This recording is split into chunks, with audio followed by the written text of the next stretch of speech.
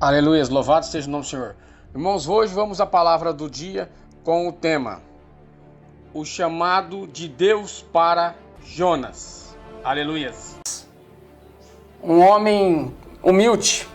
Quer dizer para os irmãos que quando Deus ele dá um dom a uma pessoa para um trabalho, esse dom ele deve ser usado, irmãos.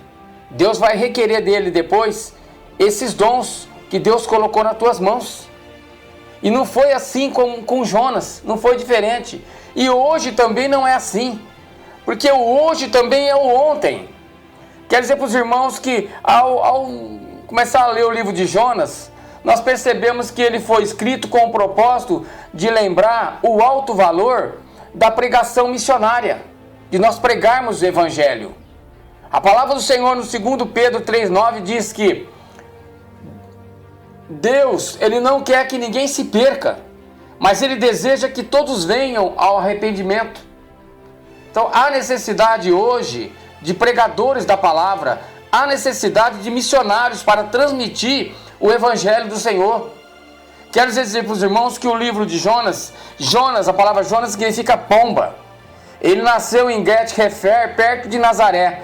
Portanto, Jonas, ele era galileu, bem como Naum, Malaquias e Jesus. Ele veio desse lugar. A história no livro de Jonas comprova simplesmente a obediência e a desobediência a Deus. Jonas foi chamado, irmãos, para pregar a palavra de Deus em Nínive, mas a princípio ele fugiu. A fuga de Jonas não é diferente da atitude de muitos hoje. Hoje ainda tem pessoas que recebem o seu chamado, que Deus fala com ele, mas simplesmente ele deixa para trás. Ele não consegue simplesmente se voltar a Deus e obedecer a palavra. E o mundo hoje clama por profetas. A nossa cidade, o nosso país e o mundo clamam por pessoas que estejam dispostas a anunciar a palavra de Deus. Deus quer levantar pregadores ainda hoje. E foi isso que aconteceu com Jonas. Primeiro foi o seu chamado. O livro começa com um veemente chamado a Jonas a uma clara ordem para levar a palavra à cidade de Nínive. O Senhor diz para ele assim: levanta-te. Nínive era uma grande cidade, capital da Síria, às margens do rio Tigre, com uma população, irmãos, de mais de 120 mil pessoas. Está em Jonas 4,11. Mas ela era muito conhecida pela sua corrupção. O que desagradou a Deus de toda a terra foi a malícia que subiu até ele. 2. Essa maldade inclui a idolatria e a extrema brutalidade contra os prisioneiros de guerra, além de uma forte imoralidade. Quero dizer para os irmãos que Jonas, um missionário, vamos começar como um missionário desobediente. Quando Deus fala no versículo 1 e 3, desobedecendo ao chamado dele, em vez de ir a Nínive, Jonas fugiu em direção a Tarsis. Como pode um homem imaginar poder escapulir dos planos do Senhor que vê tudo? Deus é aquele que vê tudo, irmãos. Está no livro de Hebreus 4,13. E essa desobediência, irmãos, ela tem consequências. Consequências da desobediência ao Senhor. Obviamente, a atitude de Jonas, ela não ficaria sem restrição. Causou pavor e desespero aos marinheiros. Está no versículo 1, do 4 a 11. Ele provocou uma situação suicida. 12, 16. E ainda produziu o estranho acontecimento do grande peixe. Mas quando nós estamos com calamidade, quando nós estamos numa dificuldade, irmãos, eu quero dizer que aí vem o clamor. Jonas resolveu clamar ao Senhor depois de sua desobediência.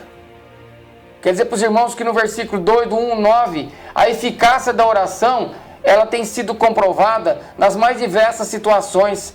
E Deus tem respondido a homens e mulheres que têm clamado do mais variado lugares da face da terra. O clamor a Deus, a oração em buscar aquilo que você necessita.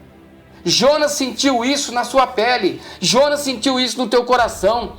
Quando simplesmente ele desviou daquilo que Deus tinha para ele.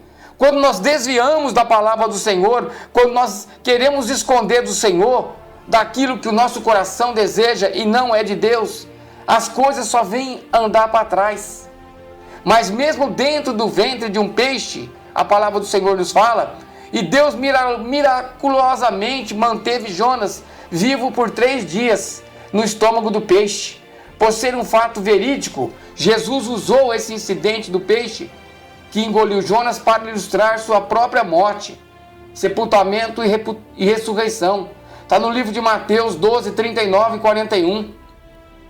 Eu quero dizer para os irmãos que Jonas se arrependeu. Está no versículo 2, 10. Jonas viu que estava fazendo tudo errado. Versículo 9. Arrependeu-se, percebeu que agia como um idólatra ou ateu e retomou o caminho da obediência. 1 Samuel 15, 23 nos fala sobre arrependimento. A segunda parte do livro, irmãos, de Jonas, nos mostra um novo Jonas, arrependido e disposto a cumprir o mandato missionário. O novo chamado. 3, do 1 ao 2. Pela segunda vez o Senhor diz a Jonas, levanta-te. Ele estava na praia, por certo ainda meio confuso com tudo que ocorrera, mas percebendo que não adiantava fugir da obrigação de entregar mensagens duras, os pregadores do Evangelho são semelhantemente convocados, irmãos, a proclamar todo o conselho de Deus. Está no livro de Atos 20 e 27. 2 Timóteo 4, 2. Para quem quer procurar, buscar a palavra de Deus, está na Bíblia. Devem pregar tanto a misericórdia, irmãos, quanto a ira de Deus. Ou seja, o perdão e a condenação. Devem pregar de tal forma que as pessoas se voltem de seus pecados. Quer dizer para os irmãos que o missionário obediente, agora em Jonas, versículo 3, do 3 a 4, ele vai direto para Nínive. Nínive era importante por obrigar mais de 120 mil almas. Essa era a preocupação e o seu valor para Deus. Versículo 4, 11, a submissão de Jonas pode ser vista por expressões significativas, tais como levantou-se e foi. Versículo 3, 3. Começou Jonas a percorrer a cidade e pregava. Agora nós vemos a consequência da obediência para o Senhor. A pregação de Jonas, irmãos, produziu resultados e os seus moradores de Nínive arrependeram-se de seus pecados. Houve, por certo, um período, um retorno ao monoteísmo. Nessa fase aconteceram 2 grandes pragas nos anos de 765 e 759 a.C. e um eclipse solar em 763 a.C. Esses acontecimentos, irmãos, podem ter sido interpretados como sinais de julgamento divino e, portanto, preparado a cidade para receber a mensagem profética de Jonas, como expressão visível de seu verdadeiro arrependimento. Eles jejuaram, vestiram-se de pano, de saco. Está no versículo 3, 5. Deus prepara sempre antes o homem para que ele venha se arrepender. Deus mostra o porquê do arrependimento. Deus mostrou para aquela cidade o porquê que aquele povo tinha que se arrepender. Deus já vinha falando há vários anos. Deus já tinha mostrado para eles que algo de ruim cairia sobre a cidade se eles não se arrependeram. Da mesma forma foi com Jonas. Jonas, talvez no íntimo de Jonas, Jonas não queria que esse povo se arrependesse, porque esse povo era um povo muito rebelde, muito ruim. Quantas vezes os pregadores, os pastores, têm pessoas de dentro da própria igreja que muitas vezes a gente não tem vontade de pregar, não tem vontade de fazer algo por aquela pessoa, porque aquela pessoa não deseja arrependimento, aquela pessoa muitas vezes não quer ceder nada para Deus, não quer ter um pacto com Deus, não quer fazer parte da sua intimidade. Mas mesmo assim nós levamos a palavra a Ele. Mesmo assim o Senhor requer de nós que nós continuamos a pregar, continuamos a falar, para que haja um arrependimento no próprio coração dessa pessoa e de repente ele se converta para Deus. Essa lição de Jonas é uma lição muito importante. Quando Deus agiu salvando os ninivitas, Jonas ficou contrariado. Está no versículo 8. Porque ele pensou na segurança política de Israel e como se o pregador colocasse seus interesses pessoais à frente dos interesses do reino de Deus. Foi preciso que Deus o levasse a sentir o valor de uma alma.